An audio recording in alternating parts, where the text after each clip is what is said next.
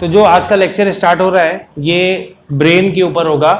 जो हमारा ब्रेन है उसके बारे में जनरल इन्फॉर्मेशन देंगे। तो प्रोटेक्शन, अगर मैं ब्रेन की बात जनरल बात करेंगे तो ब्रेन में जो ब्रेन का जो एवरेज वेट होता है वो लगभग 1200 से 1400 GMS के आसपास होता है। ठीक है ना, 1200 से 1400 या 1300 आसपास बोलते हैं, इतना ग्राम होता है। अब ये प्रोटेक्शन की अगर हम बात करेंगे, अगर हम ब्रेन के प्रोटेक्शन की बात करेंगे तो ब्रेन सबसे पहले तो बाहर से प्रोटेक्टेड होता है आपका स्कल से, यानी ये तो हो गया स्कल।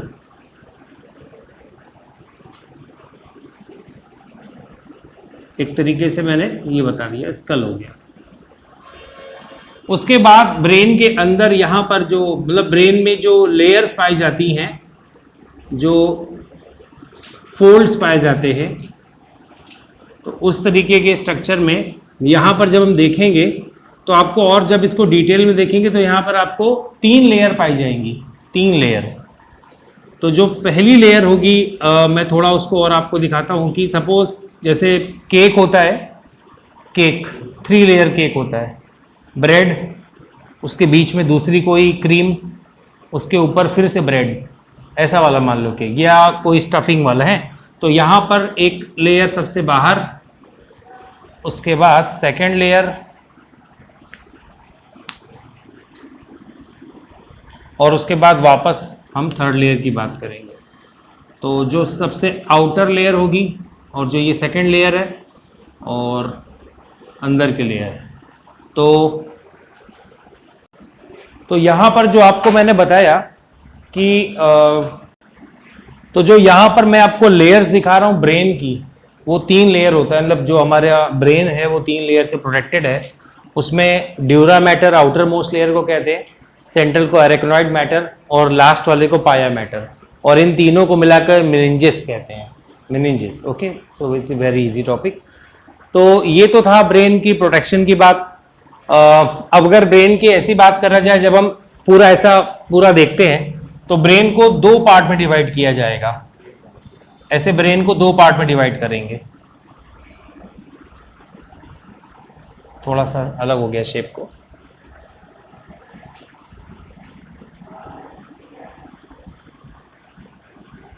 तो जब ये 2 पार्ट में डिवाइड होगा तो जो इसको हेमिस्फीयर बोलते हैं, स्फेरिकल शेप है आधा, तो राइट हेमिस्फीयर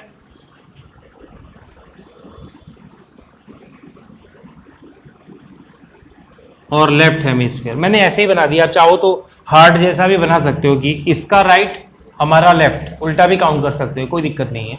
वो तो आपके परसेप्शन के ऊपर है, आप कैसे बना रहे हो। तो उल्टा कर लो, वरना फिर एक ही चलते हैं। चलो ठीक है, इसको राइट बोल देते हैं, मतलब ये ऐसे है, समझ रहे हो ना, ये ऐसे दिखा रहा है।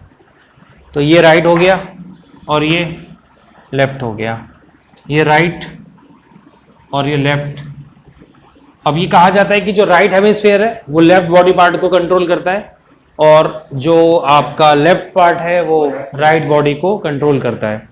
ऐसा कुछ लोग ऐसा कहते हैं कि जिनका लेफ्ट, जैसे जो लोग लेफ्टी होते हैं वो थोड़े ज़्यादा स्मार्ट होते हैं। मतलब ऐसा, मतलब फैक्ट की बात है, मतलब ऐसा एक साइंटिफिकली प्रूवन नहीं है, बट थोड़ा फैक्ट वैक्ट जो लोग पढ़ते हैं कि जो लेफ्ट हैंडेड होते हैं और वो थोड़े ज़्यादा, मतलब हल्का सा ज़्यादा एक्टिव होते हैं, और उनसे भी ज़्यादा एक्टिव होते हैं जो दोनों मतलब हाथ से कंट्रोल कर सकते हैं, या दोनों हाथ से लिख सकते हैं, या दोनों हाथ से खाना खा सकते हैं। उनका IQ थोड़ा और अच्छा होता है। उनका नाम जो है, मुझे याद आया, दोनों हाथ से काम करने वालों को एम्बीडेक्स्ट्रस कहते हैं, जो दोनों हाथ से कंट्रोल, जैसे आप कैच करते हो ना, अगर मैं फेंकूं तो आप राइट हैंड उठाते हो, कुछ लोग लेफ्ट हैंड उठाते हैं, कुछ ऐसे दोनों हाथ से कर सकते हैं, आप कोई भी हाथ से करो, तो उनको एम्बीडेक्स्ट्रस बोलते हैं। करेक्ट है। तो ये ब्रेन को लेके हो गया। तो जब ब्रेन के पार्ट्स की बात करेंगे तो ब्रेन के 3 पार्ट्स होते हैं, फोर ब्रेन, मिड ब्रेन और हिंड ब्रेन। इसमें से सबसे बड़ा पार्ट जो होता है वो फोर ब्रेन होता है, यानी ऑलमोस्ट 70% से आसपास का जो एक्यूपाई करता है पूरे ब्रेन को, वो ये करता है। उसके बाद मिड ब्रेन बहुत छोटा सा पार्ट होता है, मतलब इधर उधर पीछे के साइड में होता है, और बीच में यहाँ सेंट्रल पार्ट में पाया जाएगा, यहाँ इसके ऐसे देखोगे तो। और हिंड ब्रेन पीछे के साइड में, यहाँ एकदम पीछे होगा, और ये 25% पार्ट ब्रेन का बनाता है। जितने भी कॉन्शियस एक्टिविटीज करी जाती हैं, जितनी भी हमारी जो हम या हम परसेप्शन या थिंकिंग, जो भी कुछ होता है हमारे यहाँ पे हमारी बॉडी में, वो सारा फोर ब्रेन में होता है। सब कुछ फोर ब्रेन के अंदर होता है, जो भी थिंकिंग, परसेप्शन, थॉट्स, जो भी कुछ है। और हिंड ब्रेन भी बहुत इंपॉर्टेंट है। ये भी दो एक्शंस कराता है, जो वॉलेंट्री और इनवॉलेंट्री एक्शंस ये करवाता है, लेकिन सोचता ये है, करवाता इससे ये है। मतलब हिंड ब्रेन में 2 पार्ट होंगे, 3 पार्ट होंगे, उनमें से 2 पार्ट बहुत इंपॉर्टेंट है, सेरिबेलम और मेडुला ऑब्लांगाटा। तो अभी मैं एक एक करके बताता हूं आपको। फोर ब्रेन के अंदर 3 पार्ट होते हैं। पहला पार्ट होगा सेरिब्रम, या हम इसको ऑल्फैक्टरी लोब पहले पढ़ लेते हैं। Olfactory lobe. और ये सिंपल सी बात है, जितने भी स्मेल रिलेटेड फंक्शन होते हैं, स्मेल, ऑल्फैक्टरी यानी स्मेल रिलेटेड फंक्शंस को ये सेंस करता है। उसके बाद सेकेंड पार्ट है सेरिब्रम। कंफ्यूज नहीं होना, सेरिब्रम इधर होगा और सेरिबेलम इधर होगा। इधर ब्रम वर्ड, सेरी वर्ड दोनों साइड कॉमन है, इधर ब्रम आएगा उधर बेलम आएगा, तो याद रखना सेरिब्रम। और इसके बाद लास्ट इसमें इसका लास्ट पार्ट है डायनसेफ्लॉन।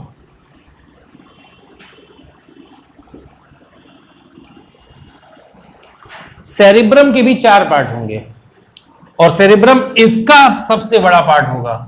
फोर ब्रेन का सबसे बड़ा पार्ट सेरिब्रम होगा, और इसके भी 4 पार्ट होंगे।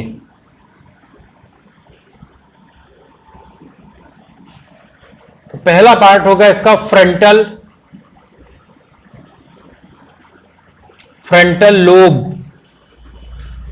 उसके बाद दूसरा पेरिटल लोब, तीसरा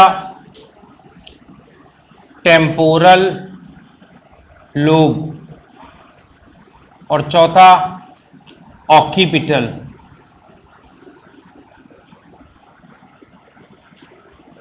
ऑक्सीपिटल लोब, चौथा ऑक्सीपिटल लोब हो गया। अब मैं इनके काम बता देता हूं एक एक करके आपको। फ्रंटल जितना सेंसरी, मतलब जितना आपका परसेप्शन, थिंकिंग, किसी चीज के लिए आपका जजमेंट, ये होना चाहिए कि ये होना चाहिए, मतलब आप जो भी कुछ करते हैं जजमेंटल चीजें, या उस पर रिएक्शन क्या देना है, तो वो सब कुछ जो है फ्रंटल लोब कराता है। यानी आपका सेंसरी जो परसेप्शंस होते हैं, सेंसरी परसेप्शन, तो उतना ही एक वर्ड काफी आपके लिए, सेंसरी परसेप्शन।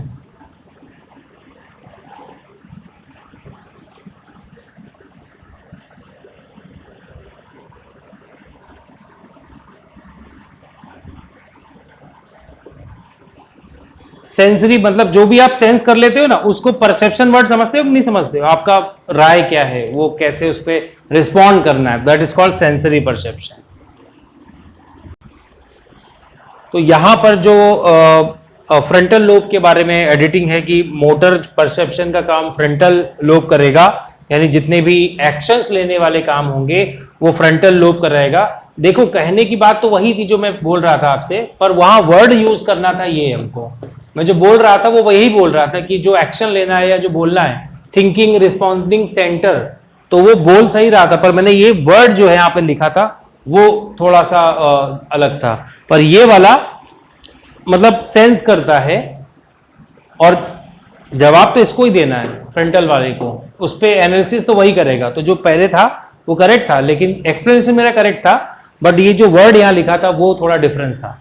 टेम्पोरल लोब जितने भी ऑडियो जो भी आप सुन रहे हैं, जो भी आपको ऑडियो मैसेज आ रहे हैं, तो ऑडियो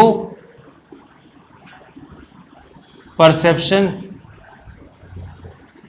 या स्टिमुलाई, और ऑक्यूपिटल में जितने भी वीडियो, ये दोनों ऑडियो वीडियो के लिए ही हैं।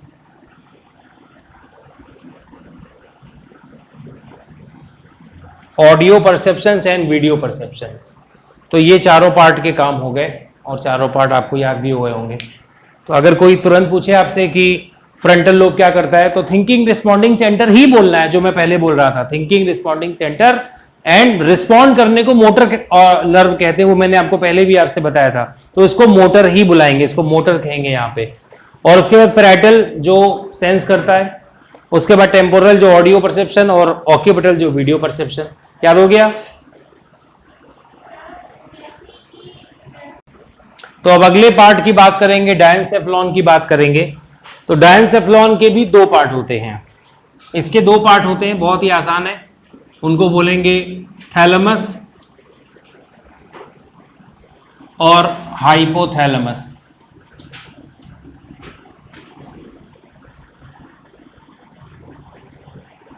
थैलेमस में जो भी है एक तरीके से कॉरिडोर के जैसा काम करता है थैलेमस, यानी कोई भी इंफॉर्मेशन अगर इस तरफ जा रही है और अगर उस तरफ जा रही है, यानी कि फोर ब्रेन में आप यहां पे आ रही, टेम्पोरल लोब में जा रही है, ऑक्यूपिटल में जा रही, सेरिब्रम में कोई भी इंफॉर्मेशन जाएगी ना, तो वो थैलेमस से होके ही जाएगी। और अगर वो वापस भी जाएगी तो थैलेमस से होके जाएगी। यानी ये एक तरीके का रिले सेंटर है। रिले सेंटर जैसे मैं आपको बताऊं कहां पे, यहां बता देता हूं मैं। ये एक तरीके से रिले सेंटर हो गया। कोई भी इंफॉर्मेशन आगे जानी, इधर इधर कहीं पे भी जानी है, पर वो जाएगी पहले, यहां से आ रही है वो, और ये है थैलेमस। तो थैलेमस से होके ही वो आगे डिवाइड होगी और वापस भी जाएगी तो इसी ऑर्डर में जाएगी। तो thalamus is a relay centre. Relay जैसे ये आकाशवाणी है यहाँ पे, तो यहाँ से कोई भी ब्रॉडकास्ट किया जाएगा या कुछ भी किया जाएगा तो वो इंफॉर्मेशन यहीं से पास होगी। तो is a relay centre. Okay, तो ये हो गया। इसके बाद आगे की बात है हाइपोथैलेमस। ये बहुत ही इंपॉर्टेंट पार्ट है आपके ब्रेन का। ये आपके ब्रेन का बहुत ही ज्यादा इंपॉर्टेंट पार्ट है। कहने को तो ये ब्रेन का पार्ट है, लेकिन ये बहुत सारे ग्लैंड्स को कंट्रोल करता है हमारी, यानी ये मास्टर ऑफ मास्टर ग्लैंड कहलाता है। Master of master gland.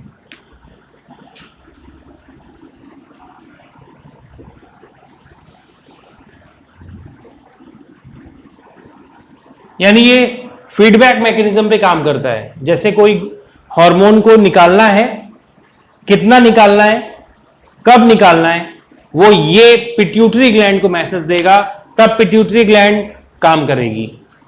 पहला काम, मतलब इसके जो काम है वो मैं बता देता हूं। मास्टर ऑफ मास्टर ग्लैंड यानी एक फर्स्ट काम ये बताया मैंने।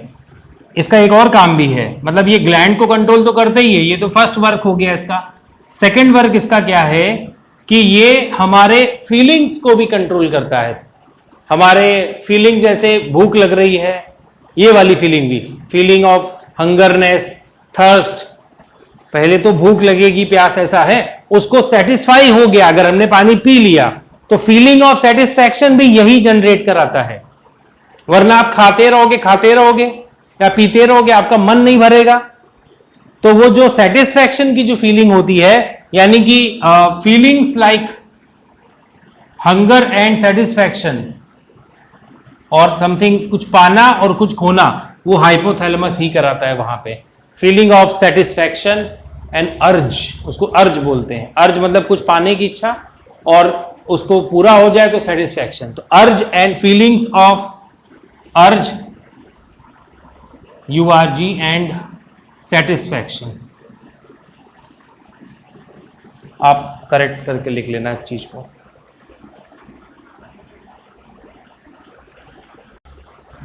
मिड ब्रेन जो है हमारा बहुत छोटा पार्ट होता है ब्रेन का, ऐसा बहुत बड़ा पार्ट नहीं है ब्रेन का, पर काफी इंपॉर्टेंट है। पहली बात तो ये इन दोनों ब्रेन को कनेक्ट करता है आपस में, याद रखिएगा। सबसे पहला काम इसका मैं बता रहा हूं, connection of forebrain to hindbrain. पहला काम हो गया, connect forebrain to hindbrain. उसके बाद सेकेंड वर्क है इसका, थोड़े रिफ्लेक्सेस, आईज के रिफ्लेक्सेस ये कंट्रोल करता है। आईज का जैसे प्यूपिल अंदर का वो जो कॉर्निया जो अपना छोटा बड़ा होता है ना, वो इसी की वजह से होता है, रिफ्लेक्सेस ऑफ आई। अब आप बोले सर ये रिफ्लेक्स और वो रिफ्लेक्स एक ही है क्या? हाँ, लेकिन इसमें वैसा ब्रेन इन्वॉल्व तो नहीं हो रहा है, लेकिन हाँ पर ये रिफ्लेक्स भी थोड़ा अलग है, वैसा वाला रिफ्लेक्स नहीं है, ये इनवॉलंटरी एक्शंस में ही आता है, बोलो एक प्रकार का वो कहा जाए तो मतलब reflection of I and year.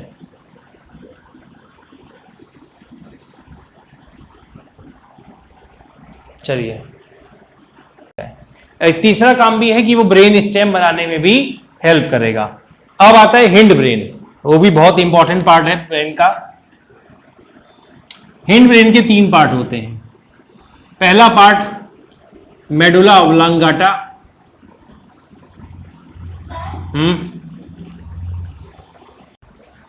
तो ये जो 3 पार्ट है हिंड ब्रेन के, जिसमें बहुत आसान है। मेडुला ऑब्लांगाटा जितने भी इनवॉलंटरी एक्शंस होते हैं, जितने भी involuntary action, heartbeat, intestine का फूड का मूवमेंट, हमारा लंग्स के अंदर जो डायफ्राम मूवमेंट, आईज प्यूपिल का मूवमेंट, ये सब जो है इनवॉलंटरी एक्शन मेडुला ऑब्लांगाटा कहलाता है।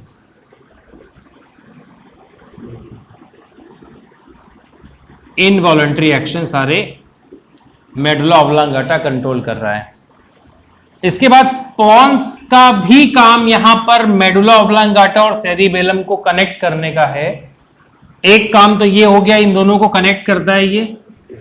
दूसरा काम ये भी ब्रेन स्टेम बनाता है, ये भी ब्रेन स्टेम इसके साथ मिलके पॉन्स बनाता है, ठीक। और सेरिबेलम लास्ट पार्ट है, जो कि हमारा वॉल्यूमेंट्री एक्शन, वॉल्यूमेंट्री एक्शन जो हम लोग विल पावर से करते हैं, अपनी मसल्स को मूव करते हैं, उसे ये करवाता है। बात समझ में आ रही है? तो ब्रेन का इतना ही टॉपिक था, बहुत आसान है। डन।